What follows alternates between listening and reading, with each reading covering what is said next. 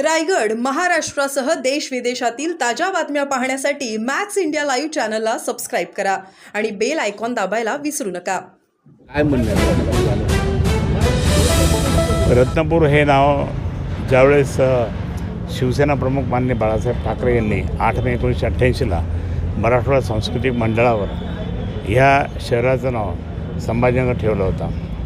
त्याचवेळेस आम्ही त्यांना रत्नपूरची आठवण करून दिली. मग रत्नपूर पण झालं पाहिजे असं साहेबांचं म्हणणं होतं. रत्नपूर पण झालं पाहिजे, कशाला पाहिजे खुलताबाद बिलताबाद, आणि म्हणून ते रत्नपूर झालं. त्याच्यानंतर त्यावेळेसपासून आम्ही भद्रामारुती संस्थानला त्या ठिकाणी रत्नपूरच म्हणतो. रत्नपूरचं हे हिस्ट्री अशी आहे की ज्यावेळेस म्हणजे रामराज्य होतं, त्या रामराज्याच्या वेळेस त्यावेळेस भद्रावती नगर ते नाव होतं. त्या शहराचं नाव भद्रावती नगर होतं. नंतर मग कृष्णाच्या वेळेस त्या ठिकाणी महाभारताच्या वेळेस कृष्णाच्या वेळेस त्या शहराचं नाव नंतर ठेवण्यात आलं. मग रत्नपूर ठेवण्यात आलं. आणि नंतर मग हे काही औरंगजेबाच्या कट कारस्थानात मग खुलताबाद ठेवण्यात आलं.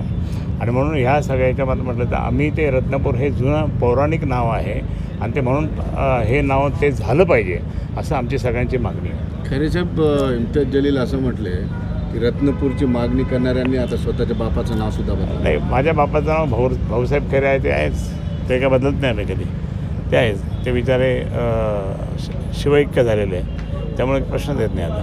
तर त्यांचं म्हणणं आहे की असं आता तो काही म्हणतो, तो त्याचा आता काही नाही ना म्हणून ते काही म्हणतो, पण त्याच्या म्हणण्याला आम्ही काही त्या अर्थ देत नाही, भाव देत नाही. खरे साहेब, गेल्या अनेक वर्षांपासून तुम्ही रत्नपूरच असा उल्लेख करता, पण अलीकडच्या काळामध्ये भाजपचे नवे आमदार संजय केनेकर आणि पालकमंत्री संजय शिरसाट या दोघांनी नव्यानं हा मुद्दा म्हणलाय की नाव करावं. तर त्यांची मागणी आहे, त्या मागणीला तुम्ही कशा पद्धतीने समर्थन देता? नाही, त्यांच्या मागणीला समर्थन नाही. आमची मागणी ती आहे सुरुवातीपासून रत्नपूरची. आता त्यांचं सरकार असल्यामुळे त्यांनी ते कॅबिनेटमध्ये प्रस्ताव करून तो घेतला पाहिजे आणि म्हणून ते म्हणतात ते. तर त्यांचा ती मागणी म्हणजे कॅबिनेटमधून आली पाहिजे. कॅबिनेटमध्ये आली तर मग त्या ठिकाणी हे नाव बदलतं. रत्नपूर हे खरी मागणी कुणाची पहिली? शिवसेनेची, माननीय बाळासाहेबांची. सर, संभाजीनगरची मागणी कुणाची? माननीय बाळासाहेबांची. दोन्ही मागण्या माननीय शिवसेना प्रमुख बाळासाहेबांची ती होती. आणि आम्ही त्या दिवशीपासून 8 मे 1988 पासून या शहराचं नाव त्या ठिकाणी आम्ही संभाजीनगरच म्हणतो. कुठेही अमेरिका असेल, कुठे गेलो असेल, लोकसभा असेल, राज्यसभा असेल, कुठे पण विधानसभा, विधान परिषद किंवा बाकीच्या भाषणातसुद्धा मी ह्या शहराचं नाव मी संभाजीनगर म्हणतो. तुम्हाला एक उदाहरण सांगतो. जे आता महायुतीमध्ये जे आहेत सिल्लोडचे आमदार, त्यांचं माझं भांडण ज्यावेळेस मी पालकमंत्री नव्हतो, माझ्यानंतर पालकमंत्री झाले ते कदम साहेब, पतंगराव कदमच्या वेळेस त्यावेळेस मीच चालवायचो होते DPG, कारण मी अनुभव. आणि म्हणून मी ते करत असताना मी संभाजीनगर म्हणायला लागलो होतो, तो उठून म्हणा नाही संभाजीनगर नाही औरंगाबाद बोलो असं. मग मी म्हटलं हे चॉप. आणि मग मी ते माईक घेतला, माईकच मारायला गेलो होतो मी कोणाला, हिरव्या सापाला. आणि म्हणून मी या ठिकाणी स्पष्टपणे सांगेल, बरोबर ना, मी या ठिकाणी स्पष्ट सांगेल की ही आमची मागणी शिवसेनेची मागणी आहे.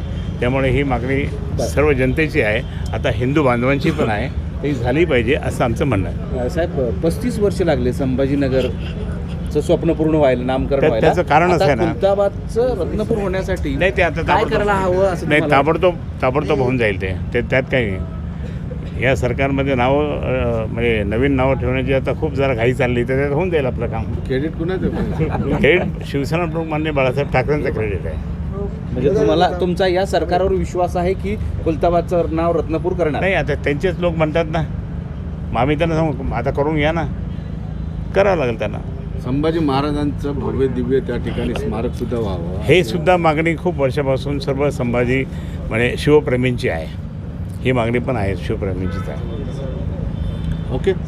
शेलार असं म्हटले की ठाकरे गटाच्या लोकांची बुद्धिबाद झाली आहे, त्यामुळे असे वक्तव्य करत आहेत. त्यांना एवढंच आठवण करून देतो की अजूनही तो फोटो जो त्यावेळेस मी येतात अजूनही विसरलो नाहीत आम्ही. नाही, शेलार हे काय माहिती आहे ना, शेलार याचीच बुद्धी खराब झालेली आहे, शेलारचीच बुद्धी खराब झालेली आहे. आता त्यांना काही स्थान नाही, ते काय सांस्कृतिक कार्यमंत्री म्हणजे ते काय मंत्रिपद आहे का? किती मोठं म्हणजे हाऊसिंग मिनिस्टर पाहिजे हे माझ्यासारखा. मी सुद्धा मुंबईचा नसून मला माननीय बाळासाहेबांनी हाऊसिंग मिनिस्टर मी 2-2.25 वर्ष होतो. असं पाहिजे. तर ते आपल्याला संस्कृती मिळालं म्हणून ते जरा परेशान आहे, म्हणून ते वेडे आहेत. झाला. Yes, thank you sir.